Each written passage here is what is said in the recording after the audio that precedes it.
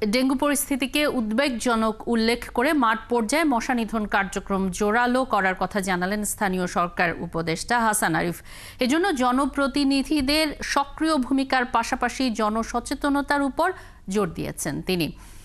পরিস্থিতি নিয়ন্ত্রণে উচ্চ পর্যায়ে 12টি কমিটি গঠন করেছে স্থানীয় সরকার মন্ত্রণালয়। ঢাকা ও আশপাশের এলাকায় মশক নিধন কার্যক্রম সমন্বয় করবে এসব কমিটি। মনির মিল্লাতের প্রতিবেদন। দিনকে দিন ভয়াবহ হচ্ছে ডেঙ্গু, বাড়ছে আক্রান্ত ও মৃত্যু সংখ্যা। ডেঙ্গু নিয়ন্ত্রণের মূল উপায় এডিস মশার বিস্তার নিয়ন্ত্রণ। তবে পরিবর্তিত রাজনৈতিক পরিস্থিতিতে গেল প্রায় 2 মাস ধরে মশক নিধন কার্যক্রমে এক ধরনের স্থবিরতা ছিল।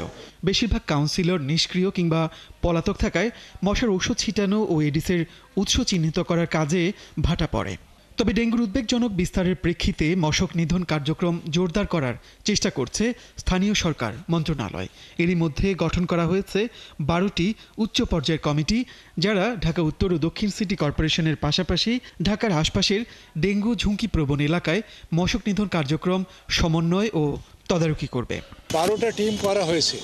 প্রত্যেকটি টিমে 4-5 জন করে আছে। তারা প্রত্যেকটি আইটেম অনেকেই যেন যেগুলো দেখার বিষয় তারা সারা শহরে দেখে বেড়াচ্ছেন।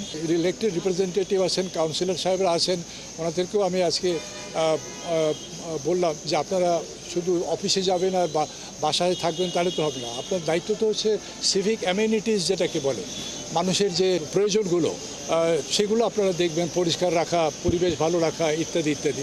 সকালে পুরান ঢাকার আরমানিটোলায় দক্ষিণ সিটি কর্পোরেশনের মশক নিধন কার্যক্রম পরিদর্শন করেন স্থানীয় সরকার উপদেষ্টা।